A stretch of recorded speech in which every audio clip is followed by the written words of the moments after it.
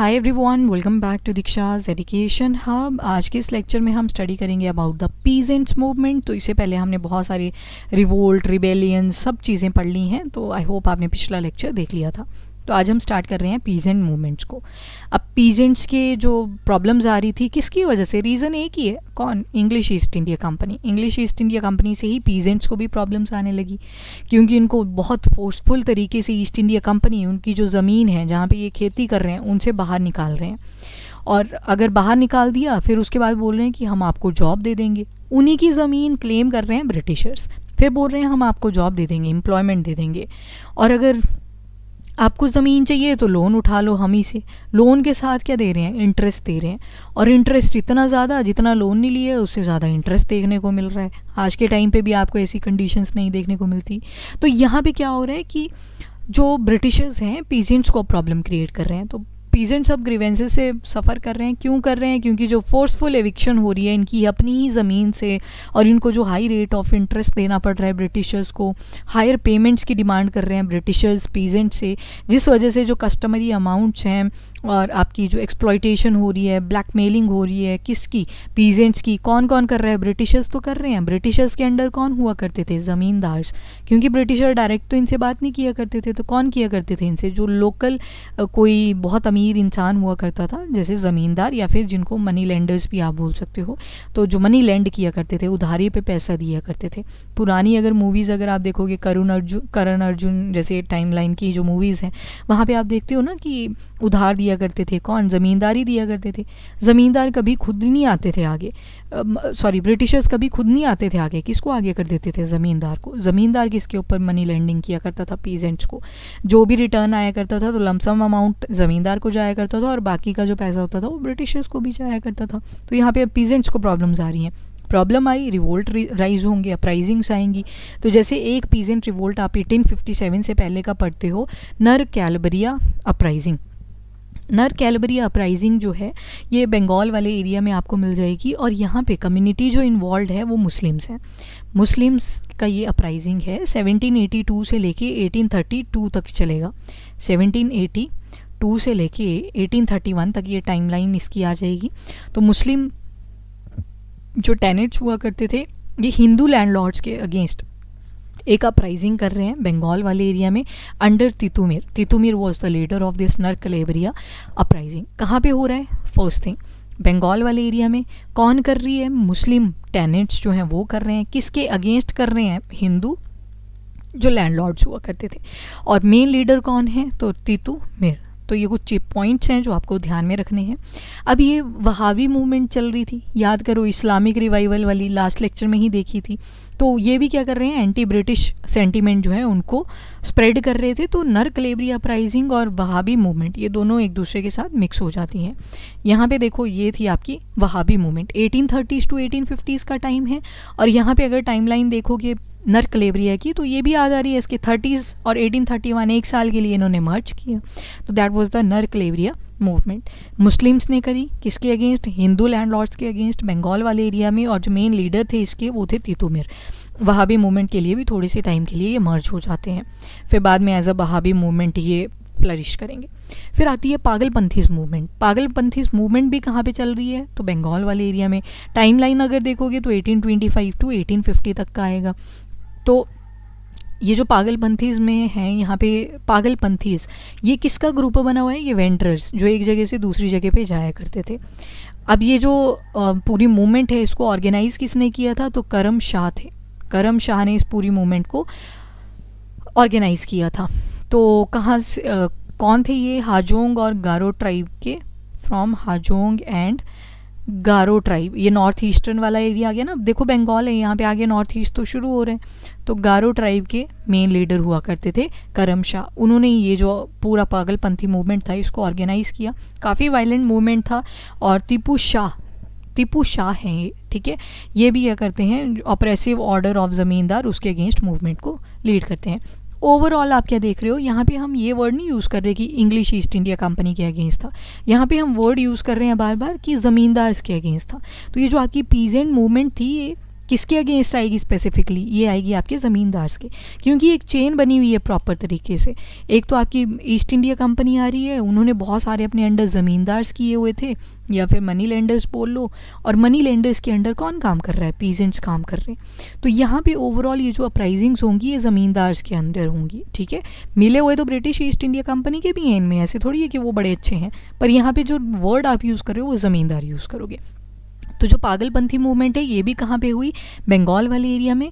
हाजोंग और जो आपकी गारो ट्राइब्स हैं नॉर्थ ईस्ट की, वहाँ से एक पर्सन आते हैं, करम शाह नाम है जिनका, वो इस मूवमेंट को ऑर्गेनाइज करते हैं। 1825 टू 1850 तक का टाइम पीरियड है, और करम शाह के बाद टीपू शाह भी इसको ज्वाइन कर लेते हैं, एक ही फैमिली के मेम्बर्स हैं। तो इन्होंने क्या किया, बहुत ज़्यादा ऑपरेसिव जो ऑर्डर्स थे ज़मींदार्स के उनको सप्रेस किया, और ये मूवमेंट जो है उसको और ज़्यादा वायलेंट बनाया। फिर आता है फेजी रिवोल्ट। फेजी रिवोल्ट जो है ये भी आपको कहाँ पे मिल रहा है, बंगाल के ईस्टर्न वाले पार्ट पे। यहाँ पे टाइमलाइन अगर देखोगे तो 1838 से लेके 1857 तक का टाइम पीरियड चलेगा। अब ये जो आपकी फेजी रिवोल्ट है इसके फाउंडर कौन है, इसके फाउंडर हैं हजी शरीयत। हजी शरीयत जो है he is the founder of Faraizi revolt. Eastern Bengal में ये मूवमेंट लेड कर रहे हैं। अब ये जो फेराजीज़ हैं, मतलब जो फेजी रिवोल्ट में लोग इन्वॉल्व हैं फेराजीज़, ये फॉलोअर थे मुस्लिम सेक्ट के। तो कम्युनिटी पता चल रही है, मुस्लिम कम्युनिटी यहाँ पे देखने को मिलेगी। दद्दू मियाँ ने इसको ऑर्गेनाइज़ किया। दद्दू मियाँ जो है इसके ऑर्गेनाइज़र माने जाते हैं, और ज़मींदार के अगेंस्ट या फिर इंग्लिश ईस्ट इंडिया कंपनी के अगेंस्ट ये रिवोल्ट हुआ था, फेजी रिवोल्ट। इसके बाद आता है मोपला या फिर मोपिला रिवोल्ट। मोपला या फिर मोपिला रिवोल्ट, इसके लिए अब आना पड़ेगा हमें साउथ पोर्शन में, that is in Kerala. Kerala में जो अपराइजिंग इमर्ज करती है वो कौन सी थी, वो थी मोपला या फिर मोपिला। 1836 से लेके 1854 का इनका टाइमलाइन रहता है। तो अरब ट्रेडर्स हुआ करते थे ना जो, तो उन्हीं के जो डिसेंडेंट्स हैं वो मोपलाज मिलेंगे। मतलब इनके एंसेस्टर कौन थे, अरब पीपल थे जो ट्रेड करने के लिए आया करते थे मालाबार एरिया के थ्रू। तो इन्हीं के डिसेंडेंट मिल जाएंगे मोपला। तो ये मोपला कम्युनिटी डिसेंडेंट हैं किसके, किनके बच्चे हैं आगे चल के, तो जो अरब ट्रेडर्स आया करते थे उन्हीं के। 1836 से 1854 का टाइमलाइन है। ये रिवोल्ट करते हैं जब रेवेन्यू डिमांड इंक्रीज कर दी जाती है, और जो फील्ड साइज था, खेत था, उसको डिक्रीज कर दिया जाता है। किसके द्वारा, हिंदू लैंडलॉर्ड्स के द्वारा। हिंदू लैंडलॉर्ड भी कौन थे केरला के अंदर, तो नाम, बोदिरीज एंड नयर्स और ब्रिटिशर्स। अल्टीमेटली मैंने आपको चेन समझा दी है कैसे चलेगी क्रोनोलॉजी, तो वो आपको ध्यान में रखना है। तो मोपला जो या फिर मपिला रिवोल्ट है 1836 टू 1854 के टाइमलाइन में हो रहा है। कहाँ पे हो रहा है, केरला वाले एरिया में हो रहा है। केरला में एक कम्युनिटी है मोपला नाम की। मोपला किसके डिसेंडेंट है, इनके मतलब एंसेस्टर कौन हुआ करते थे, पूर्वज कौन हुआ करते थे, तो जो अरब ट्रेडर्स आया करते थे। क्योंकि आपको यहाँ पे पता है कि एक मालाबार कोस्ट है जहाँ पे बहुत ज़्यादा ट्रेड हुआ है पास्ट में भी और आज के टाइम पे भी, तो यहाँ पे ये आया करते थे। अब क्या हुआ, ये जो मोपला जिस खेत में काम किया करते थे उनका खेत मान लो पहले इतना था, इतना बड़ा रेक्टेंगल है, अब आधा कर दिया उसको, तो प्रोडक्टिविटी तो डिक्रीज़ करेगी। प्रोडक्टिविटी खैर उतनी रहेगी पर प्रोडक्शन तो डिक्रीज़ करेगी ना। पहले इतने से ही पैसा आ रहा था, अब आधे से ही पैसा आएगा। तो इन्होंने क्या किया कि रेवेन्यू तो बोल दिया कि ज़्यादा आना चाहिए, पर जो फील्ड का साइज़ था उसको छोटा कर दिया। किसने किया था, हिंदू लैंडलॉर्ड्स, नाम बोदिरीज या फिर नायर्स, और साथ में इनके कौन मिले हुए थे, ब्रिटिशर्स मिले हुए थे। चेन तो सेम ही चलेगी। तो ये थी मोपला। ट्राइबल रिवोल्ट देखते हैं, पर उससे पहले एक बार रिवाइज कर लेते हैं। तो पीजेंट मूवमेंट में आपको सिर्फ एक क्रोनोलॉजी याद रखनी है कि सबसे ऊपर कौन बैठा हुआ है इस टाइम पे, ब्रिटिशर्स बैठे हुए हैं, या फिर ज़्यादा बेटर टर्म वुड भी ईस्ट इंडिया कंपनी बैठी हुई है। इनके अंडर ज़मींदार्स हैं, मिले हुए हैं, मतलब इन शॉर्ट कि तुम भी पैसे खाओ हम भी पैसे खाएंगे। यहाँ पे मनी लैंडर्स बैठे हुए हैं, और नीचे जाके इनके अंडर बहुत सारे पीजेंट्स आपको मिल जाएंगे। पीजेंट्स की ही ज़मीनों को इन्होंने हड़पा हुआ है, फेक कॉन्ट्रैक्ट्स ले आया करते थे कि ये ज़मीन तो हमारी है, आपकी। तो ये जो है पीजेंट मूवमेंट इसी वजह से रेस करती है क्योंकि बहुत ज़्यादा एट्रॉसिटी इनके ऊपर हो रही है। सबसे पहले जो 3 हम मूवमेंट्स पढ़ेंगे वो सारी कहाँ पे होंगी, बंगाल वाले एरिया में होगी। पहली जो हुई वो थी नर कलेबर अपराइजिंग, 1782 से लेके 1831 का इसका टाइम पीरियड रहेगा। मुस्लिम टेनेंट्स ने ये रेस करी थी अगेंस्ट द हिंदू लैंडलॉर्ड जो हुआ करते थे बंगाल वाले एरिया में। हिंदू लैंडलॉर्ड का जो इस नर कलेबरा अपराइजिंग का जो लीडर था वो कौन था, वो था तीतुमिर ने ये अपराइजिंग लीड करी। उसके बाद 1830s में हम देखते हैं वहाबी मूवमेंट भी शुरू हो जाती है, तो उसके बाद नर कलेबरा मूवमेंट इसी में मर्ज हो जाती है क्योंकि वो भी एंटी ब्रिटिश सेंटिमेंट को ही स्प्रेड कर रहे थे। उसके बाद आती है पागलपंथीज मूवमेंट। पागलपंथीज मूवमेंट पागलपंथी, पागल पक्षी से याद रख सकते हो आप, पक्षी मतलब जो घूमता रहता है, वेंडरर्स का ये ग्रुप हुआ करता था। तो ये भी कहाँ पे हो रहा है, बंगाल में हो रहा है। Time line 1825 to 50। तो जो पागलपंथीज मूवमेंट है ये किसका ग्रुप था, it was the group of wanderers. Wanderer कौन होते हैं, जो घूमते रहते हैं। तो it was in Mymensingh district of Bengal, Mymensingh district में हुआ करता था ये बंगाल में, जो पागलपंथीज मूवमेंट रेज हुआ था। किसने ऑर्गेनाइज करा था, तो करम शाह थे जिन्होंने इसको ऑर्गेनाइज किया। कहाँ से थे ये Karam Shah, he was from the Hajong and Garo tribe.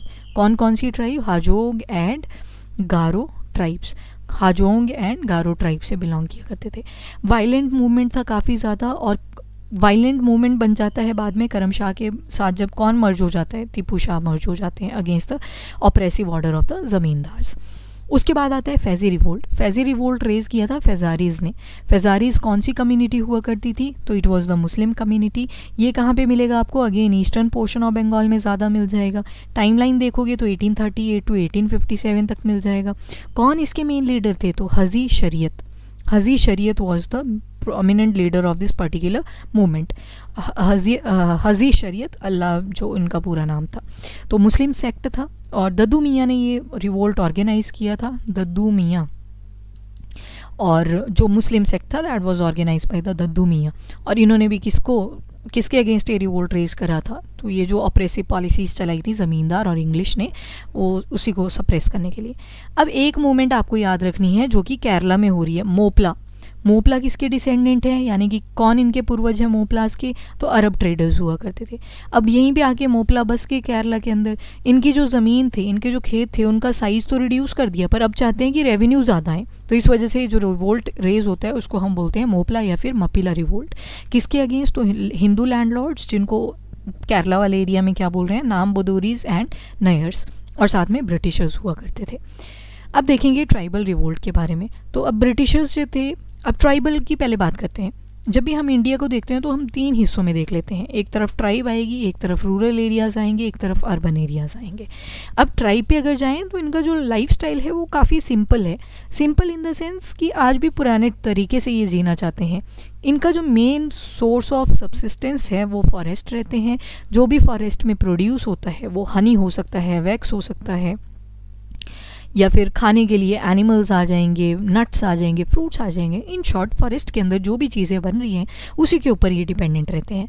They don't want कि हमें मेन स्ट्रीम में लाया जाए। जहाँ मेन स्ट्रीम होती है, जहाँ पे बहुत ज़्यादा इंफ्रास्ट्रक्चर बन रहा है, हॉस्पिटल बन रखे हैं, स्कूल्स हैं, उनमें नहीं ये आना चाहते। तो ट्राइबल की जब डिपेंडेंसी किस पे है, तो लैंड के ऊपर, लैंड भी कहाँ की, फॉरेस्ट वाली। अब सोचो कोई बाहरी वहाँ पे आ रहा है और क्लेम कर रहा है कि ये तो हमारी ज़मीन है, तो ट्राइबल तो भड़केंगे ही। तो वही चीज़ हुई, और जिस वजह से ट्राइबल रिवोल्ट्स आपको देखने को मिलेंगे। ब्रिटिशर्स ने क्या किया, ट्रेडर्स को, मर्केंट्स को, लैंडलॉर्ड्स को अलाउ कर दिया कि आप फॉरेस्ट एरिया के अंदर जा सकते हो। एडमिनिस्ट्रेटिव ऑफिशियल जो थे, उन्होंने क्या किया, सबको अलाउ कर दिया कि आप सब जाओ, फॉरेस्ट के अंदर जो भी रिसोर्सेज हैं वो सारे लेके जाओ, और जो आपको बेनिफिट आ रहा है आप अपना बेनिफिट खाओ और हमें ड्यूटी देते जाओ। तो ये सारी चीज़ें जो हैं ट्राइबल्स को बहुत तंग करने लगी।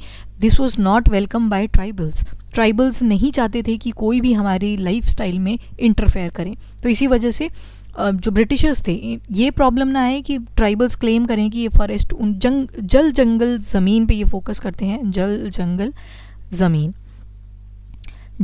ज़मीन।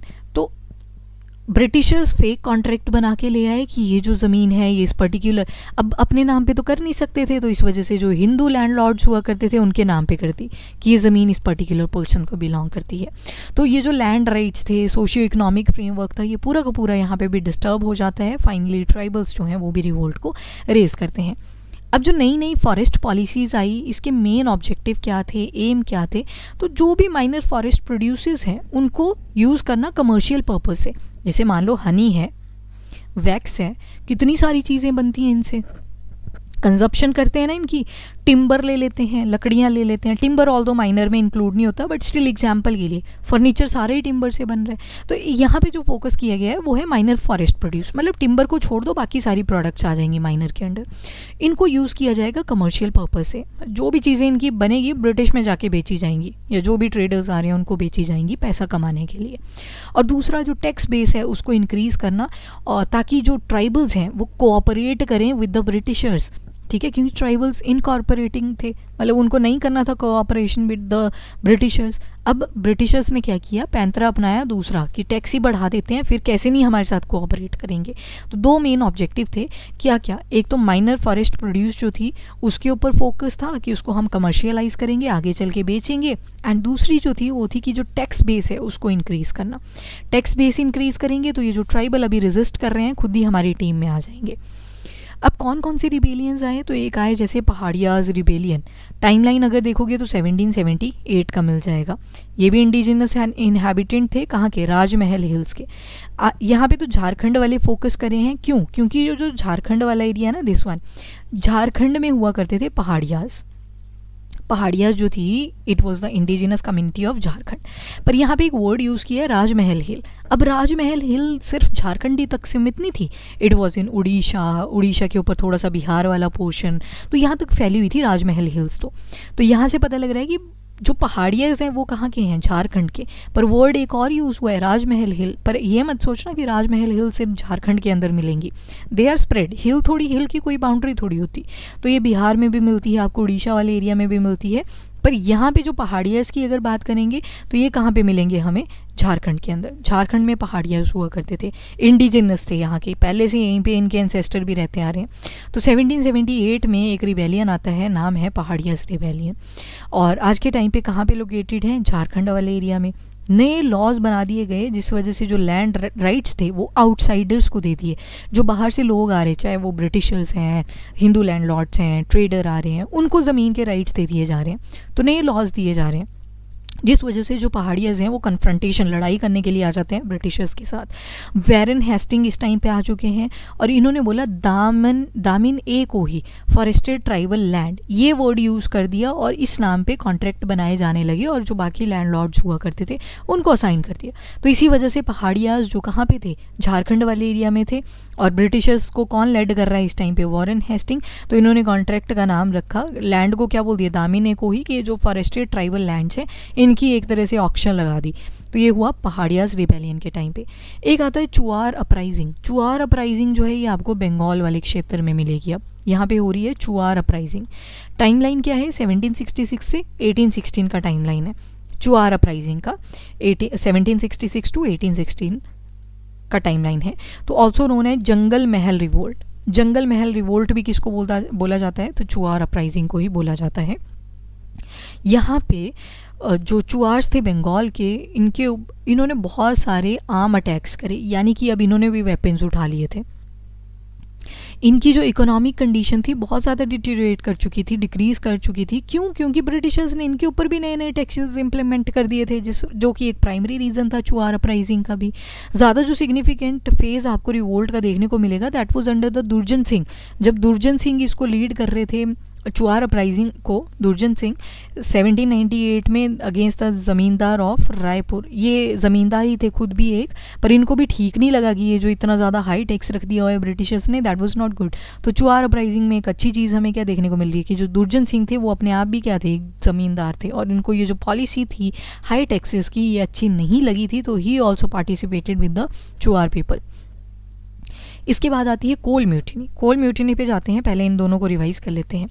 तो पहले तो हमने देखे कि ट्राइबल रिवोल्ट क्यों हुए, तो अगेन लैंड में इंटरफेरेंस हो रही है, तो जिस वजह से ट्राइबल लड़ाई कर रहे हैं।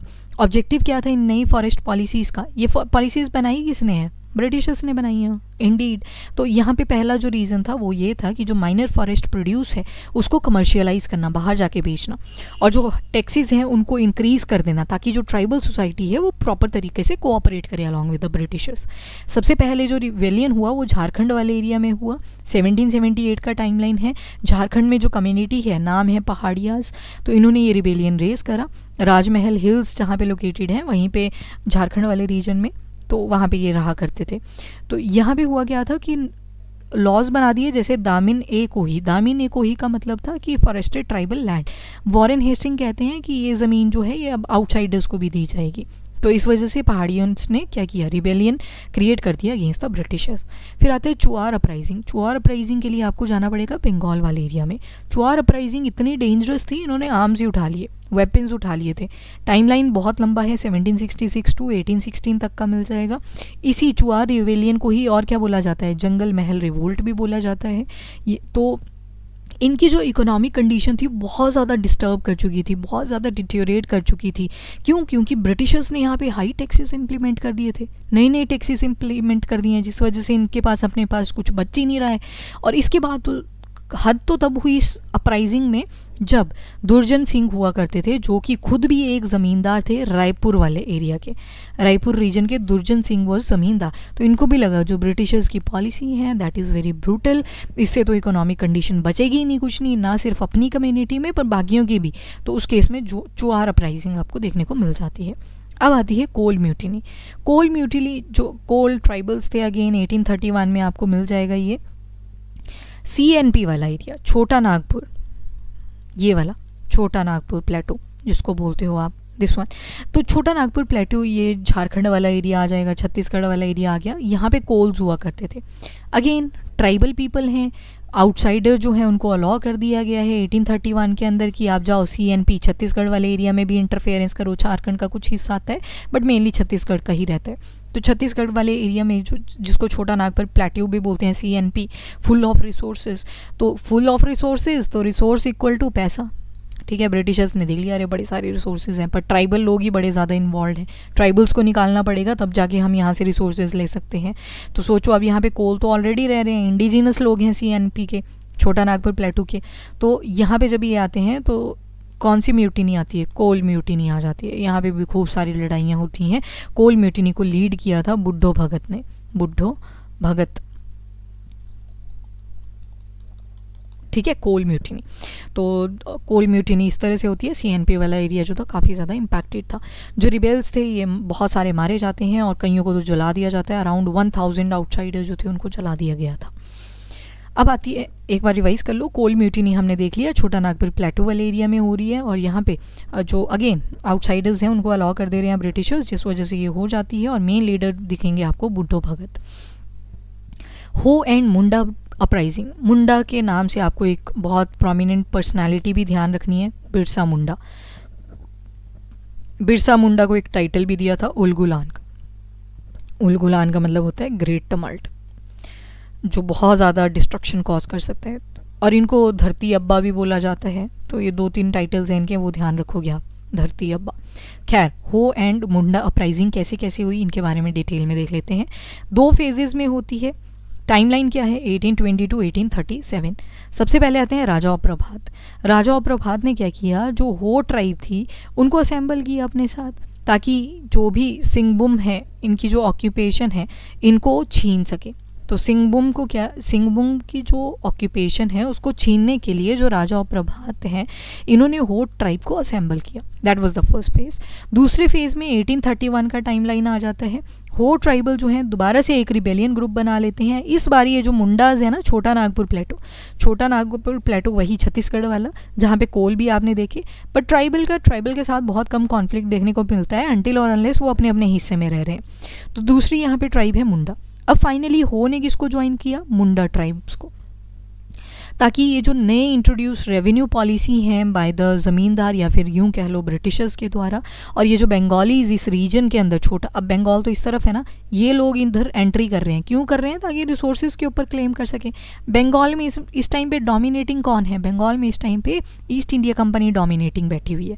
क्योंकि देखो 1773 की जब रेगुलेटिंग एक्ट आई थी तो उसके तहत ही जो बंगाल था इसको मेन रेजिडेंसी बना दिया गया था if compare to the Bombay and Madras. पहले 3 जगह थी, फिर उसके बाद बंगाल में ही कर दिया था। तो पहला फेज़ क्या करते हैं, दोनों में हो ही इन्वॉल्व हैं, पर पहले फेज़ में जो राजा और प्रभात हैं ये हो के साथ क्या करते हैं, मर्ज हो जाते हैं, अलाइंस बना लेते हैं, ताकि सिंहभूम में जो एरिया ऑक्यूपाई करके रखा है उसको छीना जा सके। 1831 में हो ट्राइबल मुंडा ट्राइब के साथ मिल जाते हैं जो छोटा नागपुर प्लेट्यू थी, और दे फाइट अगेंस्ट जो नए रेवेन्यू पॉलिसीज़ बनाई हुई थी ब्रिटिशर्स ने, उसको सप्रेस किया जा सके, और जो बंगालीज आ रहे हैं छोटा नागपुर प्लेट्यू के अंदर वो सप्रेस किया जा सके। अब CNP तो यहाँ पे था, बंगाल यहाँ पे था, ये लोग आ रहे हैं, रिसोर्सेज उठा रहे हैं और जा रहे हैं, पैसा कमा रहे हैं, तो इस चीज़ को रोकने के लिए संथाल रिबेलियन के बारे में पढ़ेंगे, पर पढ़ते हैं नेक्स्ट लेक्चर में। अभी के लिए इतना ही। If you like the video, do like and share as well as subscribe the channel. Thank you everyone, have a nice day, keep studying, keep watching.